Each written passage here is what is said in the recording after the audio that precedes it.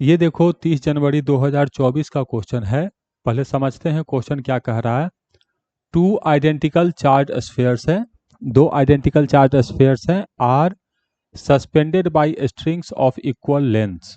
दो identical charge है तो इसका चार्ज q, तो इसका चार्ज भी q, स्फीयर भी आइडेंटिकल है तो इसका मास m, तो इसका भी मास m, और इसको एक कॉमन पॉइंट से सस्पेंड किया गया है, लेंथ l और लेंथ l है।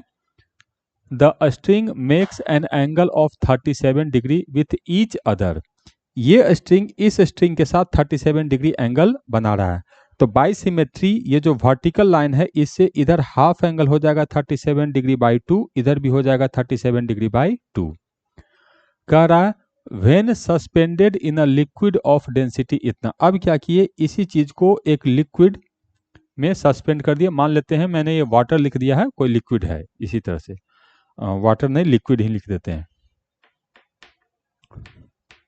किसी लिक्विड में सस्पेंड किया है, उसका डेंसिटी दिया हुआ है। द एंगल रिमेन्स सेम, यहां भी एंगल 37 डिग्री बाई 2 और इधर 37 डिग्री बाई 2 है। मटेरियल का डेंसिटी दिया हुआ है, लिक्विड का डेंसिटी दिया हुआ है, तो डाइलेक्ट्रिक कांस्टेंट बताना है कितना होगा। कैसे बनाएंगे इसको देखते हैं। सबसे पहले ये वाला चार्ज जो रुका हुआ है इसका मैं फ्री बॉडी डायग्राम बनाऊंगा। इस पे टोटल 3 फोर्स लगेगा, एक mg लगेगा, एक ये वाला चार्ज इस पे फोर्स लगाएगा। तो ये डिस्टेंस नहीं दिया हुआ है तो मैं ये मान लेता हूं कि ये जो डिस्टेंस है, ये डिस्टेंस है, इधर लिख दे रहा हूं d, और इधर भी ये डिस्टेंस है d। तो जब इस सिचुएशन में देखेंगे तो एंगल चेंज नहीं हुआ, लेंथ चेंज नहीं हुआ, तो ट्रायंगल उसी तरह बनेगा। तो ये भी डिस्टेंस d होगा और ये भी डिस्टेंस हम लोग को d होगा। तो इस पे एक फोर्स तो लगेगा हम लोग को mg नीचे की तरफ, तो mg लग गया। अब ये वाला चार्ज इस पे फोर्स -x डायरेक्शन में लगाएगा, इलेक्ट्रोस्टैटिक फोर्स होगा। तो इधर लिखेंगे इलेक्ट्रोस्टैटिक फोर्स, ये हो जाएगा k q डिवाइडेड बाई, यहां से यहां का डिस्टेंस है 2d, तो 2d का स्क्वायर करेंगे तो हो जाएगा 4d स्क्वायर। हाँ ये हो गया। अब इस रस्सी का टेंशन इधर एक्ट करेगा, तो इस रस्सी का जो टेंशन है वो हम लोग को इधर एक्ट करेगा। ठीक है, नहीं जानते हैं तो मान लेते हैं t, और ये रस्सी ये 37 डिग्री बाई 2 है, इसको मैं मान ले रहा हूँ थीटा। तो ये वर्टिकल के साथ थीटा एंगल बना रहा है, तो इधर भी एंगल होगा हम लोग को थीटा। अब ये तीनों फोर्स मिलाकर 0 होगा। हाँ ये तीनों फोर्स मिलाकर 0 होगा। तो इस फोर्स का कंपोनेंट ब्रेक कर देते हैं, तो इधर जो कंपोनेंट आएगा वो हो जाएगा t sine theta, t cos theta, और इधर जो कंपोनेंट आएगा ये हो जाएगा t साइन थीटा। तो यहां से दो इक्वेशन आ गया हम लोग को। अब ये जो फोर्स है इसका हमको कोई मतलब नहीं है, इसका मैंने कंपोनेंट ब्रेक कर दिया है, तो ये आ गया। अब ये चारों फोर्स मिलाकर 0 है, तो जितना फोर्स +x डायरेक्शन में उतना ही फोर्स -x डायरेक्शन में। तो इक्वेशन आया कि t साइन थीटा जो होगा ये इक्वल टू होगा k q divided by 4d square. ठीक है, साथ में ये जितना फोर्स +y डायरेक्शन में उतना ही फोर्स -y डायरेक्शन में। तो एक इक्वेशन और आया कि t cos theta equal to जो होगा ये mg के बराबर होगा। ये दो इक्वेशन हम लोग को आ गया। अब इसमें जब लिक्विड में रखे हैं तब मैं इसका फ्री बॉडी डायग्राम बना रहा हूं। तो इस केस में इस पे टोटल 4 फोर्सेस लगेंगे, एक बॉइंट फोर्स भी आएगा। तो mg तो नीचे की तरफ लगेगा, ये mg नीचे हो गया। ये चार्ज इस चार्ज पे -x डायरेक्शन में फोर्स लगाएगा, तो फोर्स -x डायरेक्शन में होगा। क्या ये फोर्स वही होगा? नहीं, इस बार फोर्स चेंज होगा। इस बार फोर्स लिखेंगे तो k q तो होगा ही, साथ में 4d स्क्वायर तो होगा ही, और ये डाइलेक्ट्रिक है तो डाइलेक्ट्रिक कांस्टेंट बड़का k ये भी आएगा। ये छोटका k मतलब 9 × 10⁻⁹ है, और ये बड़का k डाइलेक्ट्रिक कांस्टेंट है, तो ये फोर्स लगेगा। रस्सी का टेंशन, तो रस्सी का टेंशन तो फर्स्ट कोऑर्डिनेट की तरफ लगेगा और वर्टिकल के साथ थीटा एंगल बनाएगा। लेकिन जब मैं लिक्विड में रख दिया तो टेंशन वही लगेगा कि टेंशन बदल जाएगा, ये तो मैं नहीं जानता हूं। तो इस टेंशन को मैं लिखूंगा T1, और ये एंगल हो गया हम लोग को थीटा। ठीक है, अब वर्टिकल में एक और फोर्स लगेगा हम लोग को ऊपर की तरफ, जिसको कहते हैं बॉयंट फोर्स। ये होता है डेंसिटी लिक्विड का into G into volume object का, तो रो जी वी ये आ गया हम लोग को। अब वही काम करते हैं कि इसका कंपोनेंट ब्रेक कर देते हैं, तो इसका एक कंपोनेंट इधर आएगा, ये होगा हम लोग को T1 cos थीटा, और एक कंपोनेंट इधर आएगा हम लोग को, ये होगा T1 sin थीटा। तो कंपोनेंट ब्रेक करने के बाद इस फोर्स का हमको कोई मतलब नहीं है।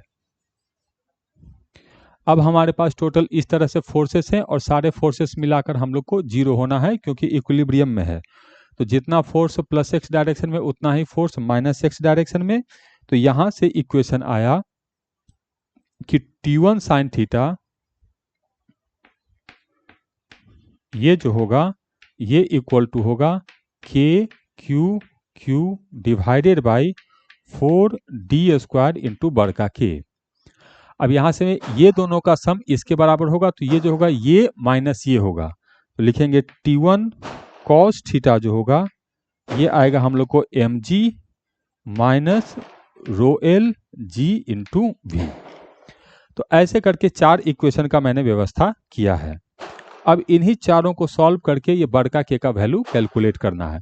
कैसे करेंगे देखो, क्या करते हैं कि इसको इससे डिवाइड कर देते हैं, तो इसको इससे डिवाइड किए तो साइन थीटा देखो कैंसिल हो जाएगा, तो t बाई T1 आएगा, तो t by T1 equal to ये वाला चीज कैंसिल हो गया, लेकिन ये k बचेगा।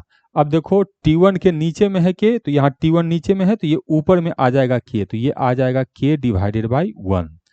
तो एक ये हम लोग को चीज आया। ठीक है सर, ये समझ में आया।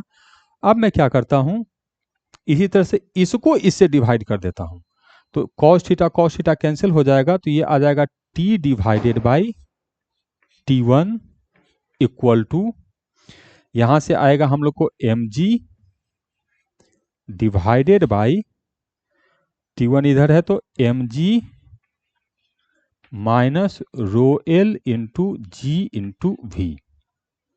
हाँ ये आ गया हम लोग को, और t by T1 he k के बराबर है, तो ये k इक्वल टू आ गया हम लोग को। अब देखो g सब जगह से कैंसिल हो गया, तो ये आ जाएगा m divided by m minus rho L into V. अब ये बात हम लोग जानते हैं कि किसी भी ऑब्जेक्ट का जब मास लिखते हैं तो मास इक्वल टू होता है ऑब्जेक्ट का वॉल्यूम इंटू ऑब्जेक्ट का डेंसिटी। तो ये वाला चीज इसमें पुट कर देते हैं, तो ये आ गया ऑब्जेक्ट का डेंसिटी इंटू ऑब्जेक्ट का वॉल्यूम डिवाइडेड बाई ऑब्जेक्ट का डेंसिटी इंटू ऑब्जेक्ट का वॉल्यूम माइनस लिक्विड का volume rho L into V. अब देखो यहाँ से v सब जगह से हम लोग को कैंसिल हो गया, तो यहाँ से ये जो रिजल्ट आया ये बहुत ही छोटा सा रिजल्ट आया। तो यहाँ से हम लोग लिख सकते हैं कि k इक्वल टू ऊपर में है डेंसिटी ऑब्जेक्ट का डिवाइडेड बाय डेंसिटी ऑब्जेक्ट का माइनस डेंसिटी लिक्विड का। क्या ये सब डाटा हम लोग को दिया हुआ है? हाँ, ये 1.4 दिया है, ये 0.7 दिया है, और ये रेशियो है तो यूनिट एक ही है तो वो तो कैंसिल हो जाएगा। तो डेंसिटी ऑब्जेक्ट का लिखेंगे तो ये तो 1.4 हो गया ऊपर में, हाँ ठीक है, डिवाइडेड बाई 1.4 माइनस 0.7, तो ये किए तो ये तो आ गया हम लोग को 1.4 डिवाइडेड बाई 0.7, तो 7 दूनी 14, तो ये आ गया 2। तो K इक्वल टू आ गया हम लोग को 2, मतलब द डाइलेक्ट्रिक कांस्टेंट हम लोग को 2 के बराबर है। तो हमको the dielectric constant of the liquid is यही लिखना है, तो ये आंसर होगा 2।